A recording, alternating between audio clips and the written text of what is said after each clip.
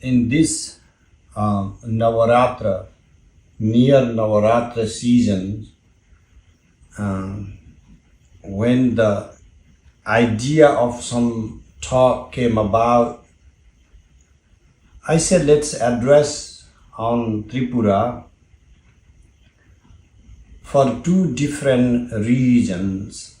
One, there is this glowing public awareness on the Trika philosophical system.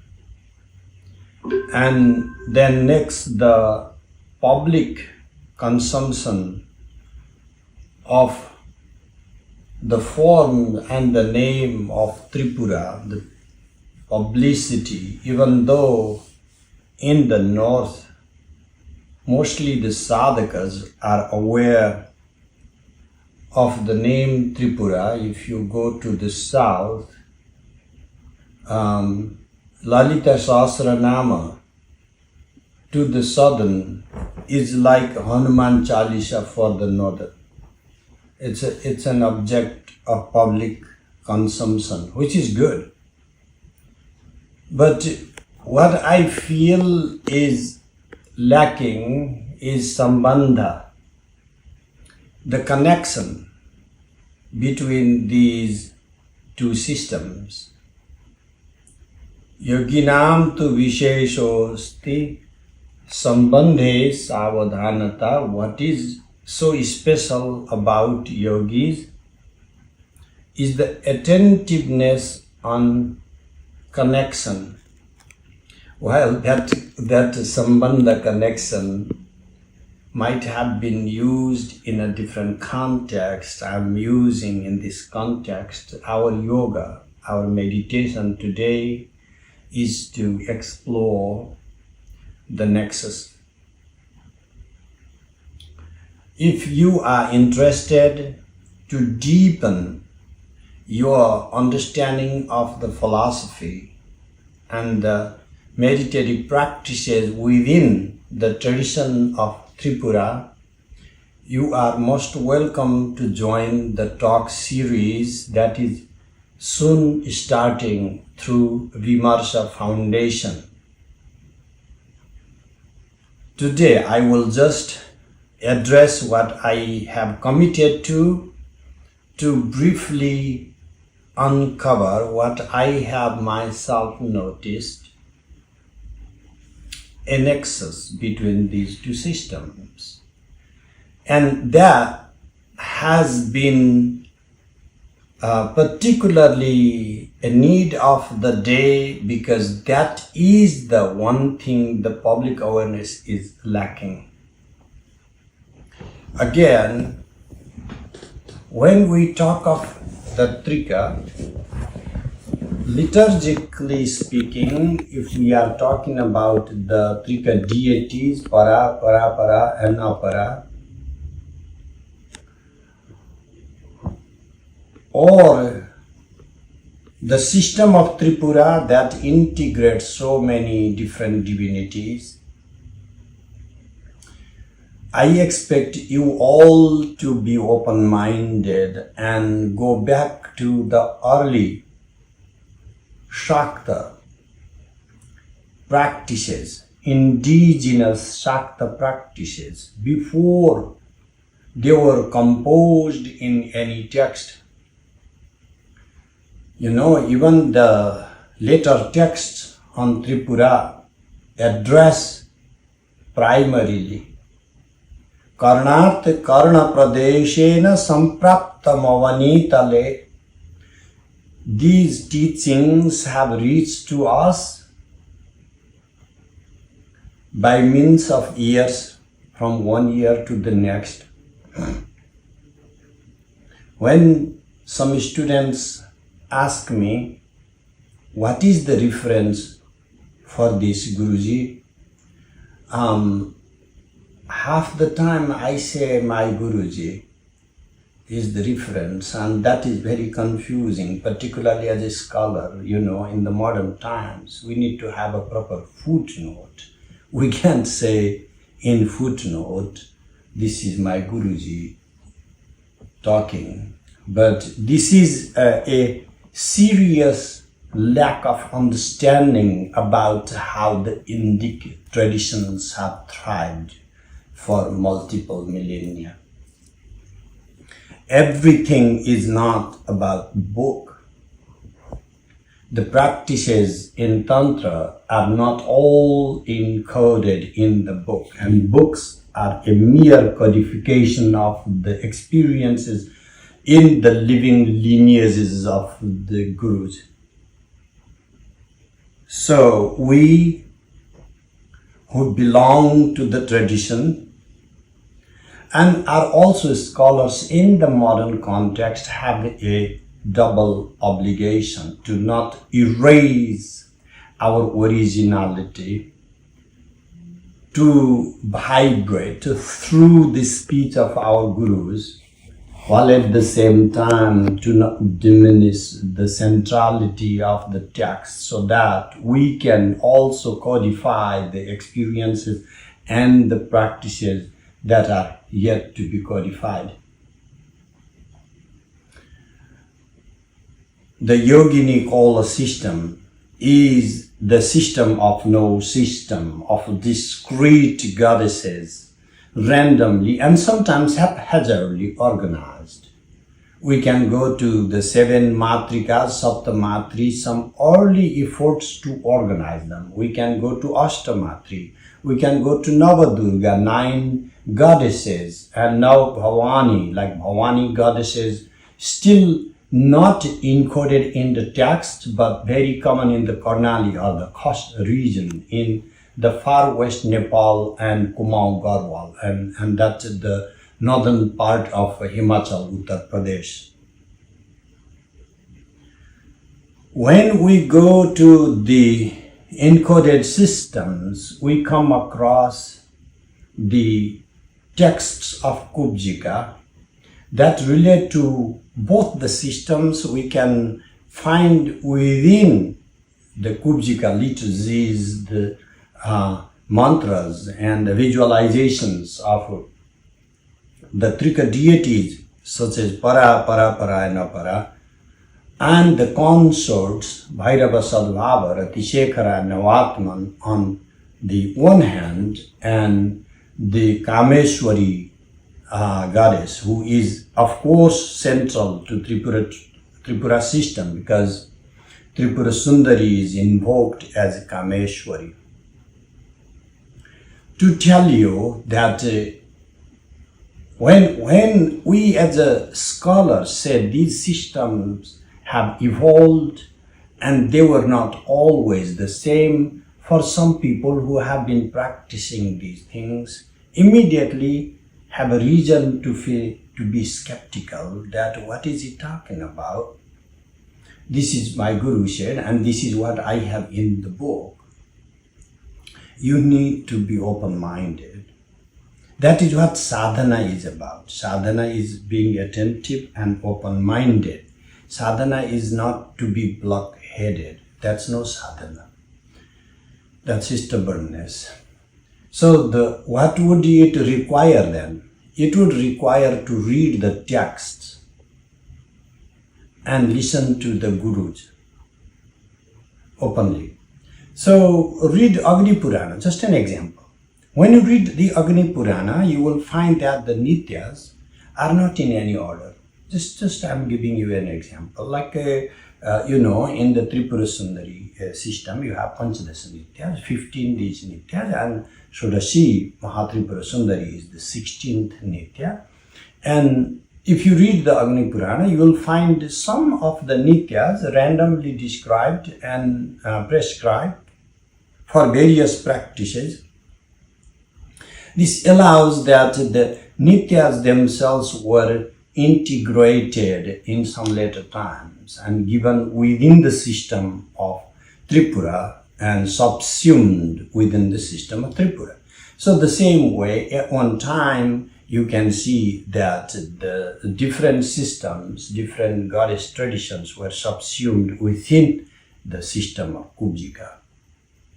Within Sarvāmnāya, we have, if in the Western transmission, Kubjika, and the South, Tripura Sundari, we have the Eastern transmission of the Trika deities, which most often are subsumed within Siddhi Lakshmi practices, and then you have the Northern transmission of Kalika, and of course the beginning of Kalika Krama happens with the practice of Siddhi Lakshmi. So these esoteric systems have woven different practices within a singular form of sadhana called Krama Diksha.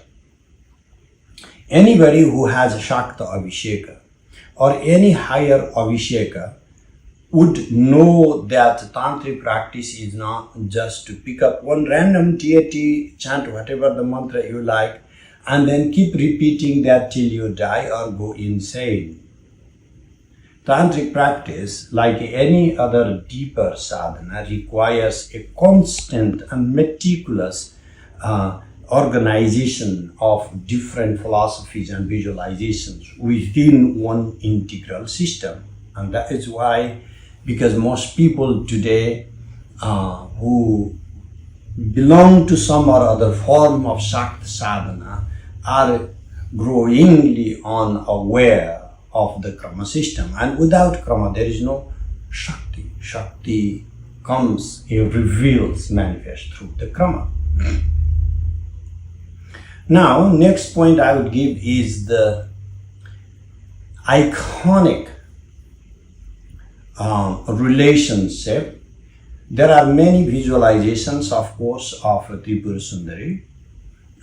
Particularly if you go to Nepal and read or learn the Tantric tradition there, you'll find that the mantric system of Tripura itself becomes beyond the Panchadashi, the 15 letter, to Shodashi, the 16 letter, to Dasakuta, Panchakuta, the 5 Kuta Vidyas, to Dasakuta Vidya, to 16 Kuta Vidya, and in that you will have 16 heads of the goddess with 108 arms, a complete Vishwarupa form of the Mother Tripura Sundari, within which all the other Amnaya deities are subsumed.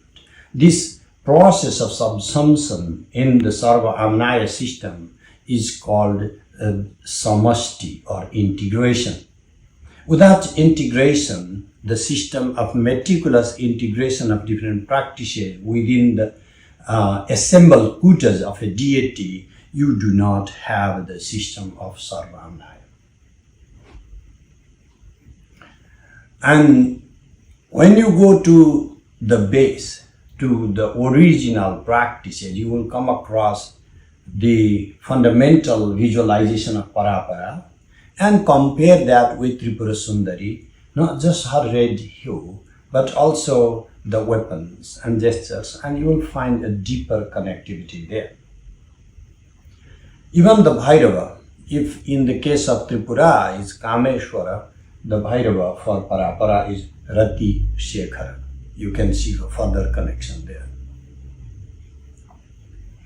Now, one can say that in the context of the Trika, you have the Trishula of the mandala, but that is not the mandala for any of the forms of Tripura Sundari. I give you that, but if you read further manuals from the early times, particularly the way the Trika deities are worshipped within the system of Kubjika, the common yantras or trikona were quite common to substitute the Trishula.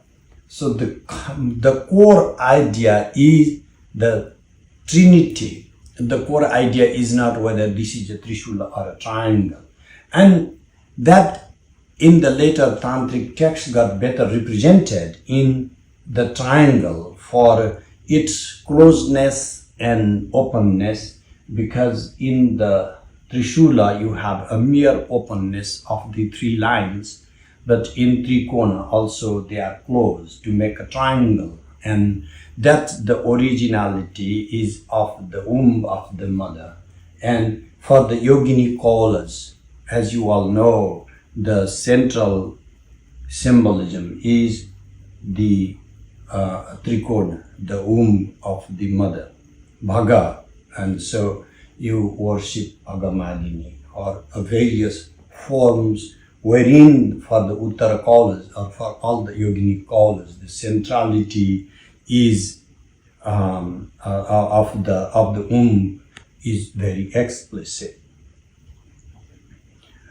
So now we may want to go to the tradition, giving a little bit of a historical account. So these days, if you give some dates and some names, people get more confused than if you excavate the concepts beneath.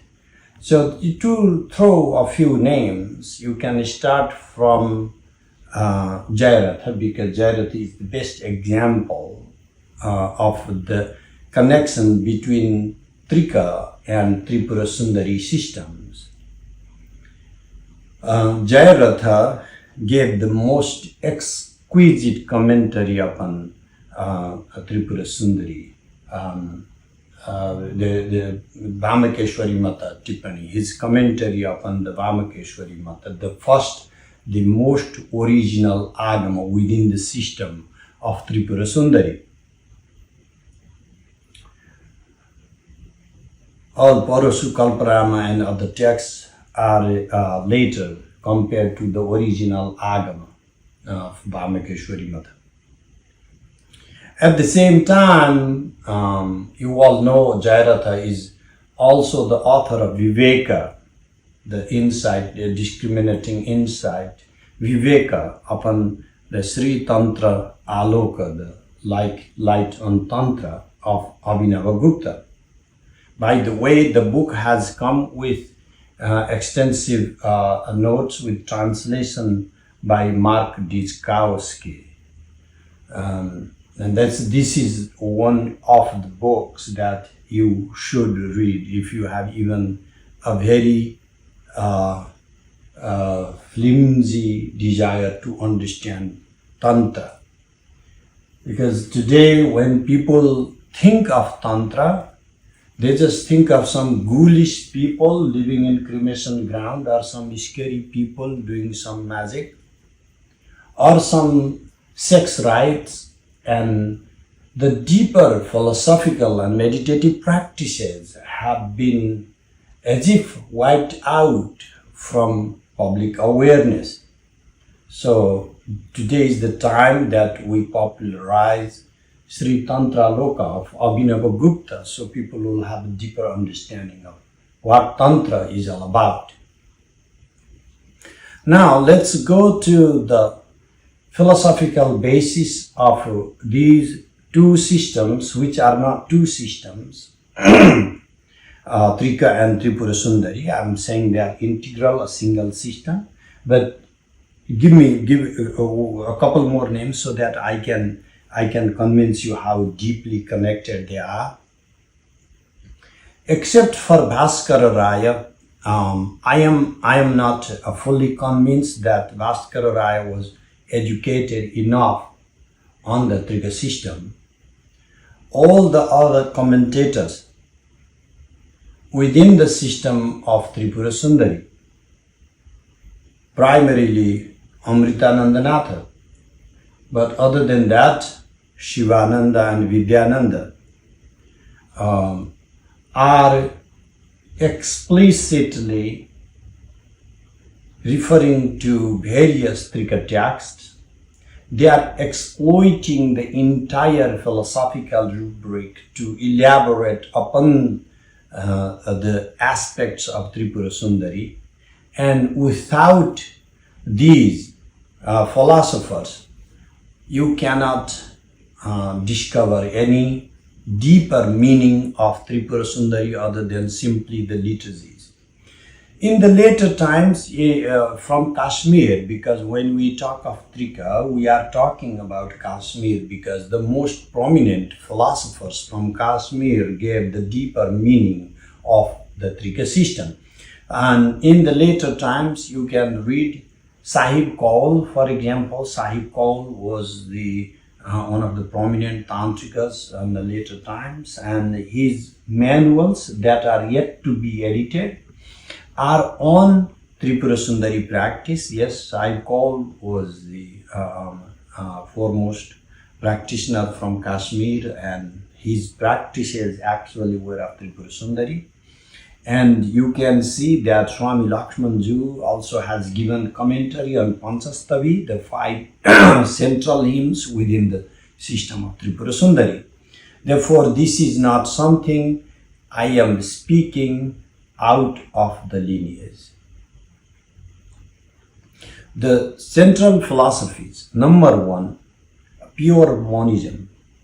In both the systems of Tripura Sundari and in the Trika, it's absolute monism. I'm not calling it non-dualism, a singularity of the absolute that permeates everything, and everything is an emanation, expression, abhivyakti of a singular entity. The stress in the Trika is a Paramashiva. But the description of Paramashiva is Samvit, consciousness. The description in Tripura is in the form of Mother Tripura Sundari. Again, the elaboration is in the form of Samvit, yet again pure consciousness. The words in Sanskrit like Chiti are in feminine gender. That gives you the centrality of femininity within consciousness. But why this consciousness is viewed as feminine is because of its dynamism, because Chiti is Shakti. Shakti in the Indian context is feminine. The Shakti itself is a feminine term, but when we use the word Shakti, it goes without saying that this is a feminine entity.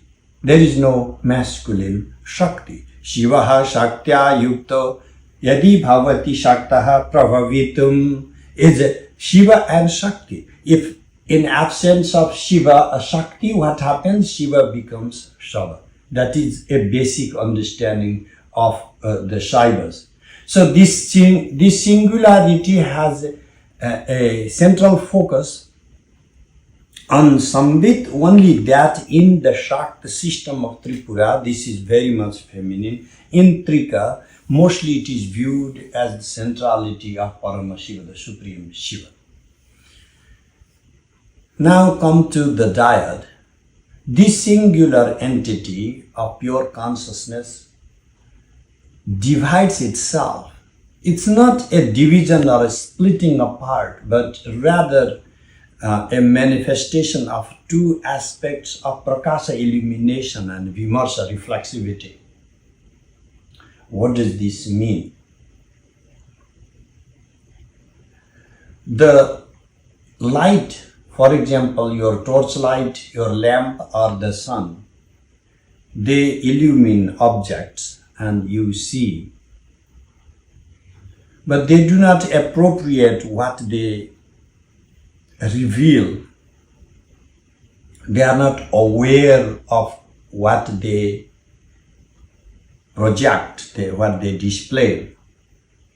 You as a conscious subject not only have the revelation of objects to you, you also appropriate, you also ascertain, and you make a judgment.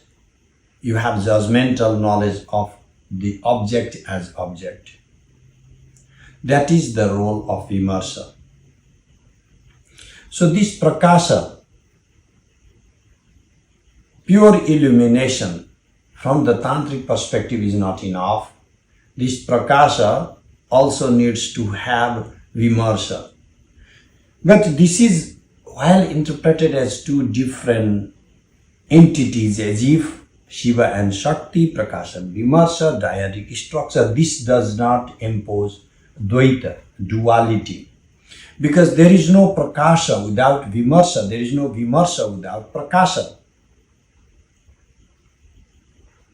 And this is described in the system of Tripura as the goddess Vimarsha Shakti, as Tripura Sundari, within embrace of Kameshwara, Kameshwaranka Nilaya, sitting in the embrace of Kameshwara in the white color, having Tripura Sundari on his lap as Kameshwari. So this Lauhityam, the redness, why is the goddess depicted as red? If you read Bhavana Upanishad, then you will see Lauhityam as Vimarsha. Then this very reflexivity is what is depicted by the red hue. Now, the need for us to read the philosophical system is so pivotal that without these, we are turning into some idolaters, not understanding that the whole iconography is a language. As I tried to address very basic aspects in language of images and in Tantric visual culture, the two books I have written to address aspects of visualization.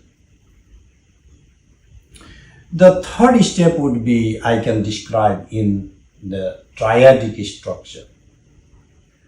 There are many triadic structures. The first is the central triadic structure of volition, cognition and action, Ichha, Jnana and Kriya. The very pure luminous consciousness is integral with volition, the urgency to unfold itself in plurality into the manifold, to appropriate its own being a luminous body, jnana, and to have that dynamism to express its exuberance. And this surge of singularity into the manifold is what we describe in terms of abhasa, manifestation, or pratibimba, reflexivity.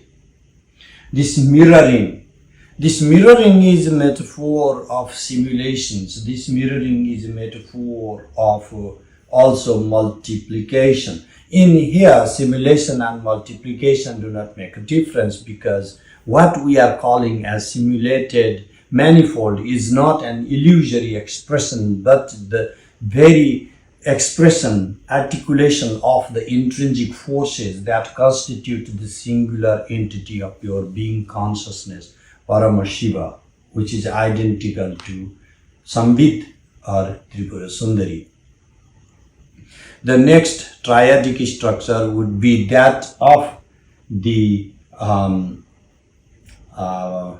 we're based on the dyad of Desha, time and Kala. The first, based on time, we have Varna, the phonemes, Pada, the words and mantra. And then based on space, we have Kala, the 5 aspects like Nivritti, Pratishtha, Vidya, Shanta and Shantatita. We have 36 tattvas, and we have bhuvanas, and bhuvanas are different in different systems, whether you consider 118 or 224 or whatsoever number of bhuvanas, and the bhuvanas vary based on your a deepening of visualization practices within your own body, because the entire realms of existence are integral to your own body system. Your body is complete mirror image of the totality, and within your body are all these aspects of 6 categories called Shad Advan, and this is again central to both the system of Tripura Sundari as well as the Trika. Now, when we are calling the aspects of singularity in the dyadic expression unfolding in the form of the triadic structure of volition, cognition and action, then we are asked what is the balance of this expressed world and the cause, the transcendent. We find the central terminology within the Trika system itself, particularly if you read the vocabulary of Kshemaraja. Of course, you can find it earlier, like Abhinava Gupta's works itself. But some people look down upon the great contribution of Kshemaraja, but without Kshemaraja, we have no means of understanding some of these deep philosophical foundational concepts. The core concept I'm trying to extract here is the words Vishwa-tirna and Vishwamaya. Vishwa, the totality, the collectivity, Uttirna, transcending, like the beyond the world, and Vishwamaya, comprised of the totality. So what is Bhairava? What is fullness like? This fullness, Purnata, is like Vishwa-tirna and Vishwamaya. It is both. It is not transcendent of the manifest world and not immanent only being within this world. It is both, that it has both the aspects of transcending the manifest world and then incorporating the totality. In the monastic systems, this is not something very ingenious. Some of you who are deeply interested in Sakta system but not interested in Vedic system, today we have that type of interest groups. You will be dismayed to know that this concept goes as early as the Rig Veda. Padosya Vishwa Bhutani Tripadasya Mritam Divi Tripadurta Uday Purgaha Padosya Bhavat Punaha. So as you can trace in the Purusha Sukta, you have this already, the concept of the absolute manifesting itself within a quarter, the totality, and then transcending, 3/4 of it being in the absolute mode, not expressed or yet to be expressed. So the idea of being within the world, the absolute revealing itself in the form of the world while at the same time transcending it, is a core concept that goes even beyond Trika system or Tripura Sundari Sakta philosophy, all the way to some early Vedic philosophies, which the later times, like in Shankara's, we stressed a lot on Mayavada and then didn't focus on the very expression of the absolute in the myriads of forms that we call the world. Now, both in Tripura and the Trika systems, if you want to go how the vocabulary of the absolute is used, you will find the same thing as Spanda or Urmi, Chalatta, the expression, the surge of Sambit of consciousness, and therefore there is no terminological difference in the way consciousness is described in these two systems either. Now, going back to the basic agama within Tripura Sundari system, Vamukeshwari Mata is oftentimes considered as a singular text of the Nitya Shodashikarnava and the Yogini Hridaya. This integration of these two texts might have come in the later medieval times. You can read a singular commentary by Bhaskara Rai covering both the Nitya Shodashikarnava and Yogini Hridaya. I myself follow my Guruji Pandit Braj Vallabh Dwivedi's commentaries, as he has edited his edition. He has also translated Yogini Hridaya, by the way, and the commentary of Amritananda. You can find that in Hindi translation by Panditji. That the edition of the Nityeshwara Shikarnava is highly praised. I, with dismay, have to say that this editing of the ancient texts and commentaries, this new Indological studies has also diminished these days, and we need to reinvigorate this, because 90% of the tantric literature is merely preserved in some manuscript forms in Nepal, in Calcutta, or in Sringeri Matha archives and libraries. So we need to again read these books. For us to read, we need to first edit them and then also be able to translate them. And I'm open to collaborate with you and with the best of the scholars in India, and we need to make a global effort to reinvigorate these studies.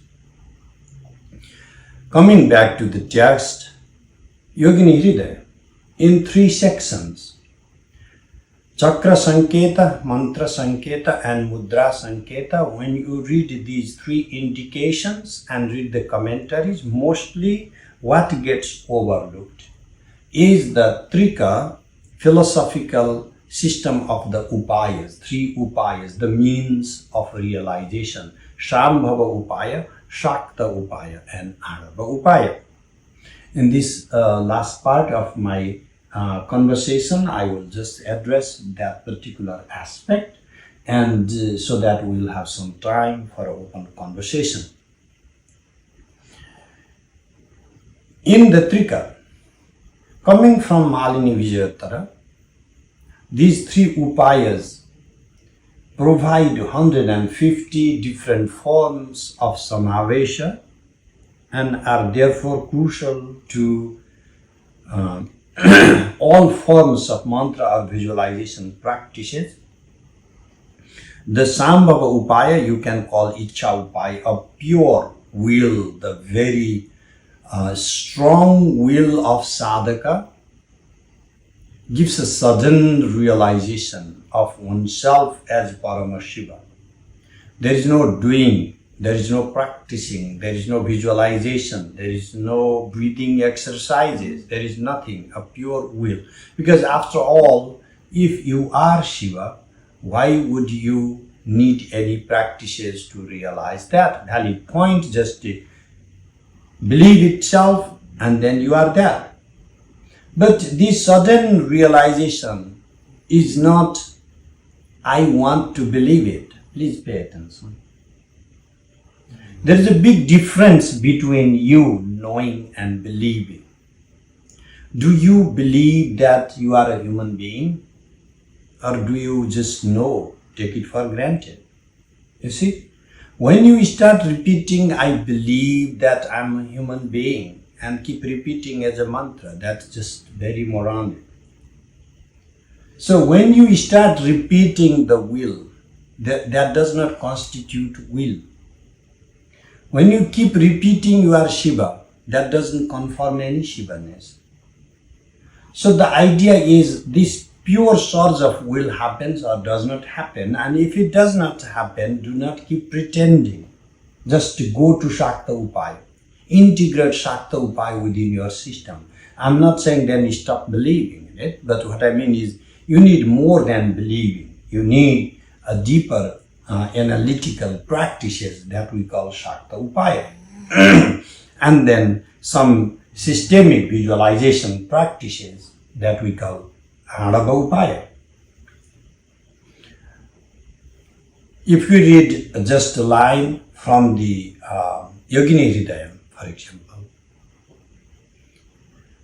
Yada sa parama shaktihi swechaya vishwarupini sphurattam atmanaha pashyet tada chakrasya sambhavaha shunyākārād visargāntād bindoho praspanda samvidaha prakasha paramarthatvat spurata lahari yutate prasritam vishwa lahari sthanam matri trayatmakam baindavam chakrametasya trirupatam punarbhavete.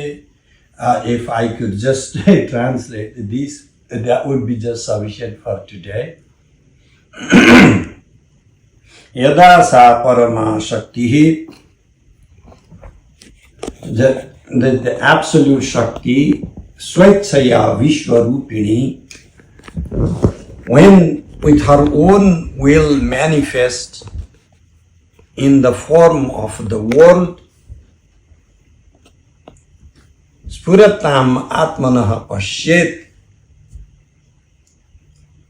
she sees Pashyet, but she actualizes her own expression, Spurata, pulsation, blossoming.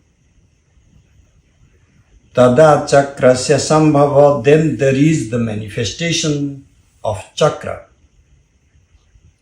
Chakra is a better term than yantra or mandala because its chakra has many meanings. Vikasati, chakati, grintati, karoti. So that what blossoms, that what removes all the other obstacles unintended in the course of visualization, that which shines, that which actualizes, materializes. So all these aspects come into being when that the Absolute has the surge of will to unfold into the manifold. Shunyakarad visargantad bindoho praspanda sambitaha. Sunyakara, shunyascha akara. So this is both the empty of forms and at the same time akara, the first phoneme A. That is why the first phoneme Anuttara is the Absolute, both the transcendent A iti Shiva, and at the same time the first manifest form, the speech. So with A is metaphoric position describing the speech. So the Absolute Parasambit manifests as speech, vak, and you can read that in the writings of Bhartrihari. In the Vakyapadiya, for example, I'm referring particularly to the first section, Brahmakanda, where this unfolding of the Absolute in the form of speech is brought to light.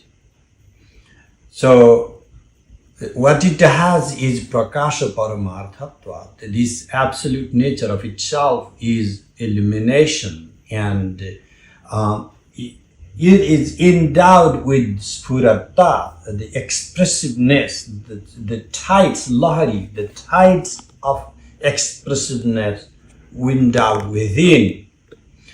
And this Vishwa Lahari Sthanam, this is the site or abode of the tides in the form of the world, Matri Trayatmakam. And now we can get different commentaries by what we mean by Matri Traya. I'm reading the Deepika, and there you will see this Pashyanti, Madhyama and Vaikhari, these three states of the Matris, the speech, again going to the triadic structure, referred by Para, and Apara, and the Absolute transcending this triadic structure.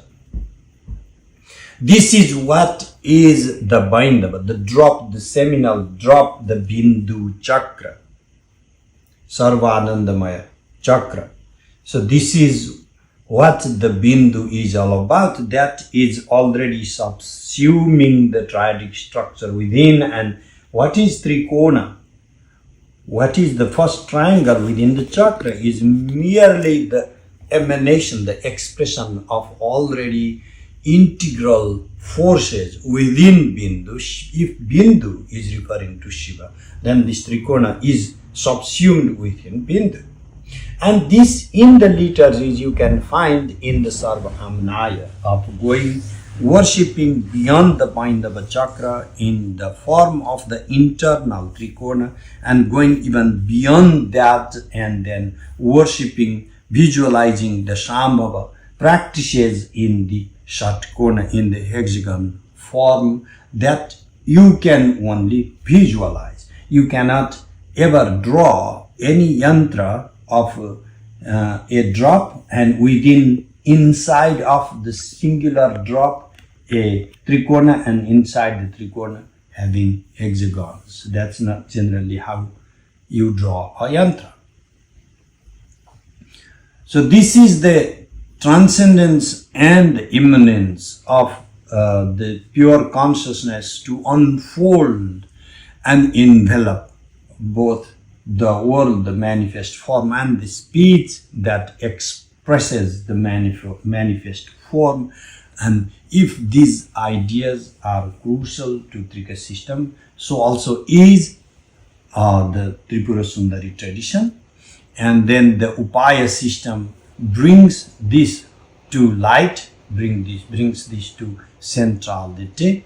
And Yogini Hridaya is, I would say, the best text to address the first by means of the chakras, the sudden surge, and that is why I'm calling it Shambhava, by means of mantra, where the manana, mantra, the primacy of mantra is manana, and manana itself is about a meticulous organization and purification of thought and going from the most external gross states of consciousness to more and more subtle states, and that is what is a focus in the Sakta Upaya. And then in the mudra Sanketa, in the gestures, we have the corporeality. We express in distinguished forms of these different corporeal expressions, the Kriya Shakti, and this is the aspect of Andava Upaya. Therefore, this expression of three Upayas is integral to the commentarial system within Yogini Hridaya, the most fundamental text in the practice of Tripura Sundari. Therefore, we have to read these two not as two separate systems in the practices and liturgies, also in the philosophical systems, and they are always integrally evolving. And yes, the focus in Tripura Sundari tradition is on Shakti, and in the Trika, more focus is in Parama Shiva. But if you read the way the Bhairava is expressed, described in the Trika, and how Tripura Sundari is described in the Shakta text, it is exactly identical. And therefore, rather than focusing on some gendered aspects of the divine, we should read the deeper connotation of what these gendered expressions actually are referring to. And if you want to use the philosophical vocabulary of Abhasa and Pratibimba, you will see again repeatedly, read any of the works of Shivananda all the way to Amritananda, and will find the centrality of Abhasa and Pratibimba, particularly if you are interested in reading Kamakala Vilasa of Punyananda with commentary Chidbali. You will find Pratibimba, mirroring, as the central metaphor to describe the totality. And therefore, I would just like to stop at this point so that we get little time to have conversation, believing that there's still some time left. Thank you so much for your patience, and I appreciate you all being here with me today, and thank you for giving me this opportunity. I hope I'll see you all in Vimarsha discourses. I was just wondering, before I ask it, open this session for questions, I'd like to ask you, could you tell us something about Sarvāmnāya? Because the image that you have presented is from Nepal. So how do these Nepalese traditions or the traditions of Kupchika that evolved in Kathmandu and Nepal, how do they visualize Sarvāmnāya pujas? Because which is so distinctive. And the way I understand Sarvāmnāya is in one way integrated in the verses of the Guru that you just read out. I know these are critical phrases, but I really think, because the title of your wonderful essay, your lecture, does talk about Sarvāmnāya Tantric Tradition. Yeah. So could you just tell us something about it? Thank you. Thank you so much. One of the things I'm critical about, the way Abhinava Gupta mandated us, Rahasyam na sarvatha guhaniyam na sarvatha prakashaniyam. So meaning, these esoteric traditions should not be kept completely hidden and should never be completely revealed. So when people say, I understand Abhinava Gupta, that makes me laughing. But when we say, I don't understand Abhinava Gupta, then it means he's not reading enough. So the idea is there is some revelation, but some is still hidden. So the Sarvāmnāya, one of the things is the meticulous effort they are making, these practitioners, to completely hide from the public. That is not how we are supposed to live. But also I understand that these things should not be completely revealed to the layman either. But the way I have some of the things my students have assembled in the Vimarsha Foundation website about Introduction to Sarvāmnāya. I request all of you to go there and see. But how it works, in just brief 1 minute, if I may, that fundamentally, when people go to do some practices, let's go Kali Sadhana, and people might go, if they are lucky, then they might get initiation of Adya and Shyama and Dakshina. Otherwise, people are picking some 22, like a Bija, 22 Akshara mantra right away and then just starting. That is not how Sarvāmnāya works.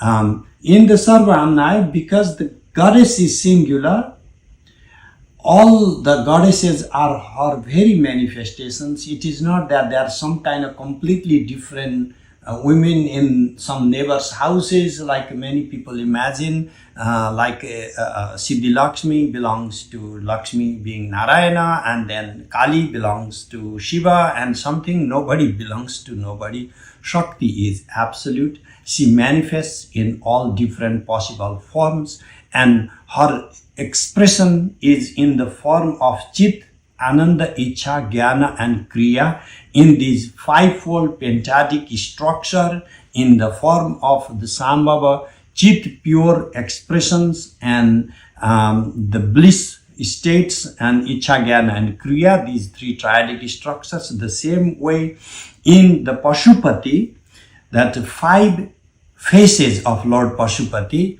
you have these 5 amnayas, the expressions, emanations, manifestations of the goddesses. Lord Shiva is constantly revealing his own esoteric nature to the goddess. In each and every form of Shiva, there is a corresponding image of the goddess. And so whatever is revealed by Ishana is not what is revealed by Sadyojata, but it is not that one is subordinate to the next. And without understanding the totality, one is not understanding Tantra. Historically, in Nepal, of course, the Kupchika, I don't even know when it started. If you read Hamseshwara or those kind of terminologies, you can find that from the Lithuanian era. Really, most ancient tantric practices are already there in the Kupchika in Nepal. And many of the Purva Amnaya systems of Trika came. Bimala Prabodha type acharyas went to Nepal and assimilated these practices.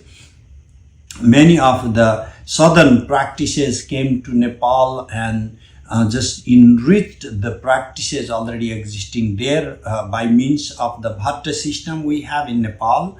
They have to come from Kerala, and so all the Keralites or southern tantric practices were brought to Pashupati by the Bhattas. So the south and the north, everything has, like, it became like a melting pot. Maybe we can get the earliest of the Sarvāmnāya manuals from around 12th century. At least that is what I know of. Even in my own family like collections, we can go to 15th or 16th century manuals of the Sarvāmnāya practices. And in the later times, you can read from my great Guruji, Murkharanya Swami has also given a manual for the Sarvāmnāya. And so you can find the Sarvāmnāya, but rather than some kind of haphazard blending or integration of everything you like, there is a meticulous system of a progressive order of visualization, progressive order of mantra practices, and a progressive order for actions like the expression of gestures, mudras, in the practice.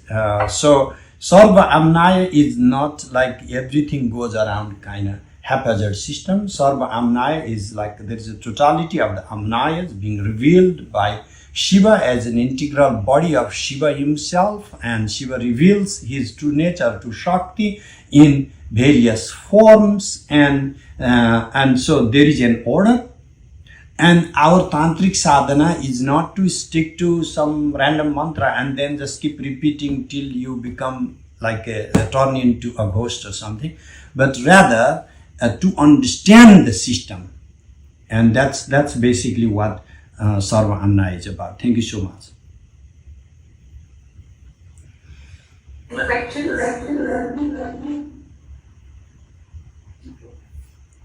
Are there any questions? Yes. Yes. Yes.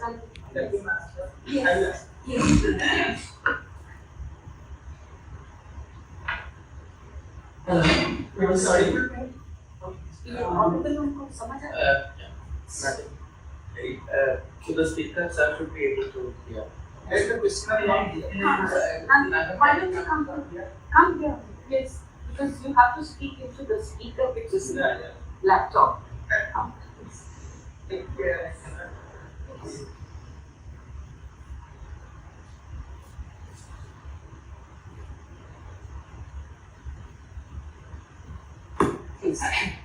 Yeah. Namaskara. What is the hesitation? Yes, please. I want to hear your question. Namaste. Huh. I'm Dr.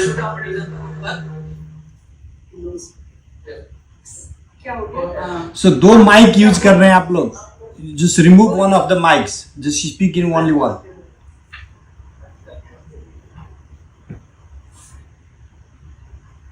Yes. Why don't you speak?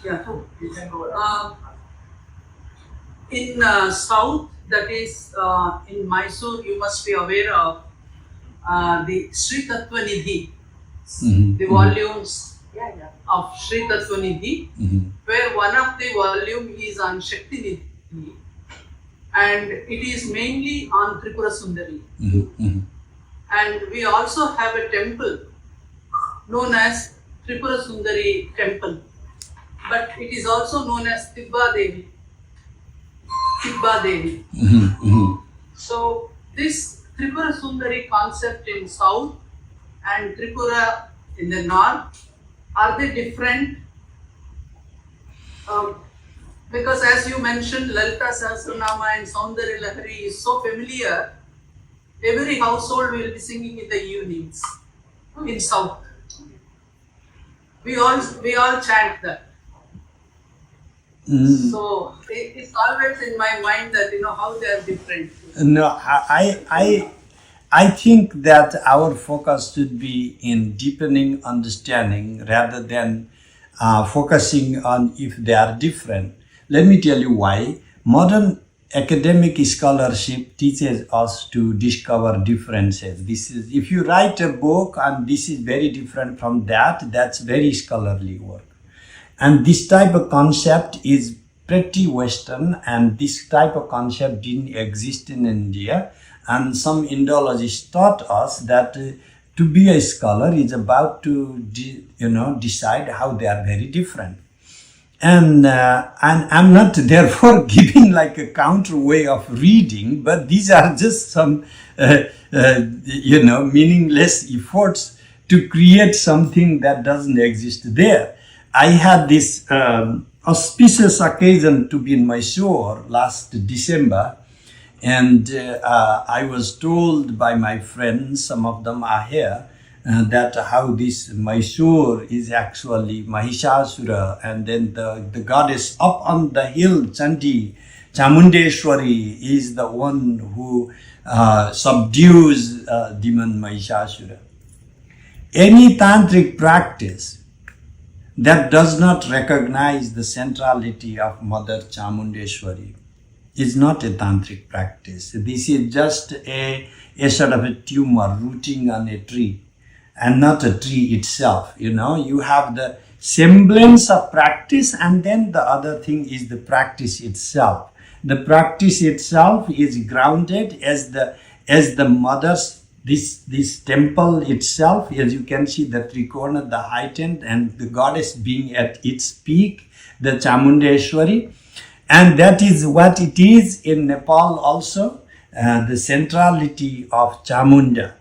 And that is in which way we can connect to Mysore and Nepal in the practice, what we are coming soon to. For every Sakta, there is no more auspicious time than the Navaratra. And what do we do in Navaratra? We repeat Chandi practices. And then there is no Tripura Sundari thing in the Chandi, So therefore, all the Sakta forms ultimately go back to Ekaivaham Jagat Yatra Ditya ka mamapara paseta dushta mayeva vishantyo mad vibhutaya. Ekaivasi tad Ambika, who was left there is Ambika, Mother Chamundeshwari. Therefore, if we want to go to the root of Sakta practices, let's surrender to, I am so happy that you are from Mysore, the most auspicious of all the Sakta centers. And I had this total mother's grace when I was there. And sometimes I just cannot pretend to be a scholar when we are visiting these Sakta Pithas. And sorry if I'm carried away, but I must give you an example of 3 people I had invited to go to one most ancient Shiva temple, Adeshwara, with the iconography from 3rd century, like the inscriptions from 3rd century. And then I had 2 friends. I took them, big scholar. One started with his measuring tape literally to measure the Shiva Linga. And another guy just didn't even bother to go to do pranam, and then immediately rushed to see these inscriptions, and he started taking photos with his fancy cameras of the the ancient inscriptions. And I think that for us today, we are told that if you go with your inchi tape or with cameras to take photos, you are a scholar type, and those who surrender are the stupid people. They are the devotees type. Okay, I rather prefer to be the stubborn type and surrender to the absolute, because only in the context of the divine, the sacred, that whatever the height of the temple and the Shiva Linga, I'm not saying those other things are meaningless. I'm not saying don't read inscriptions, but all these so-called intellectual exercises are meaningful if we surrender to the center, that is the self, and therefore surrender to Mahishasura Mardini, and then all the Tripura, everything will be revealed. Thank you so much.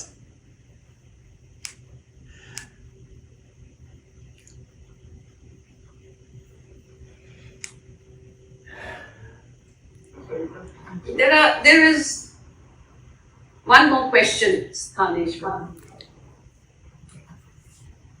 And when we meet, there'll be plenty more. Namaste. Namaskar. Professor Arun Ranjan Mishra from Shantiniketan. No, thank you, sir. Here your presentation. It was fantastic. Thank you. I have two questions. The first one is, you used the words like prakasa. They are there in Shastra. I don't deny. Prakasa, abhasa, image, the mirror image, pratibimba, and all these. Do you think that all these are really actually metaphorical or actual? So, Shastra uses these words. let me first explain this and then we can go to the next question. Yeah. These are our efforts to understand the incomprehensible. Let me elaborate what I mean. That the absolute, the way it is beyond human comprehension. Our mind cannot comprehend it.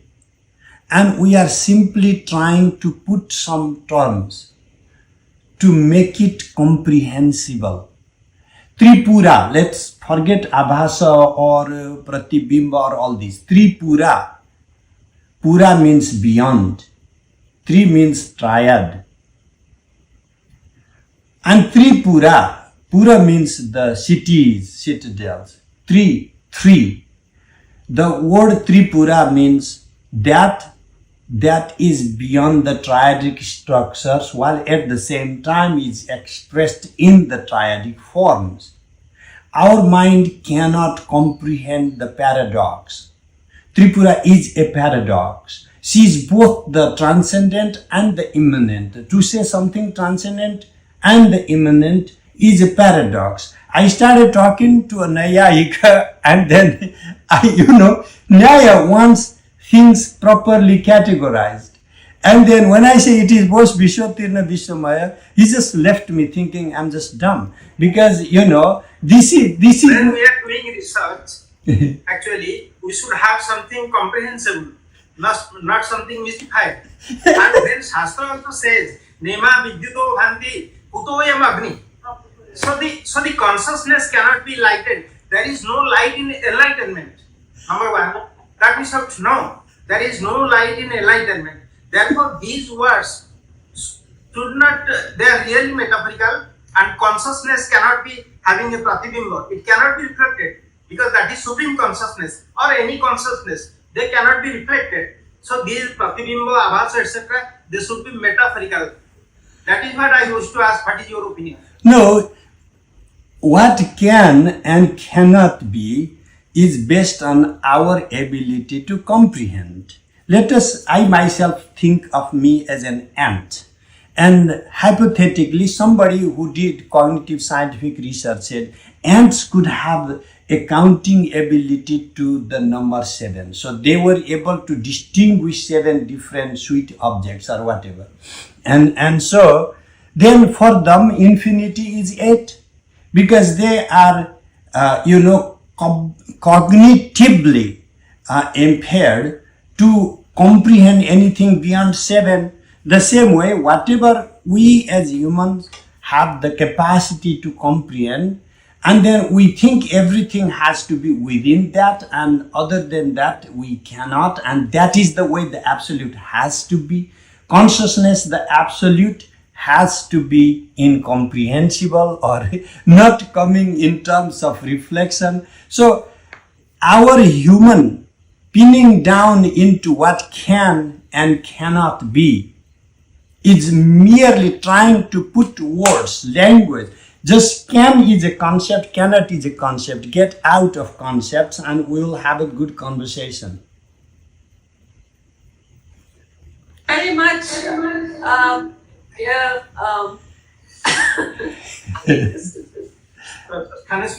Professor Sthaneshwar, thank you very much for a very enlightening talk, and hope we'll meet you soon sometime. Thank you. I think we need the time. Thank you so much.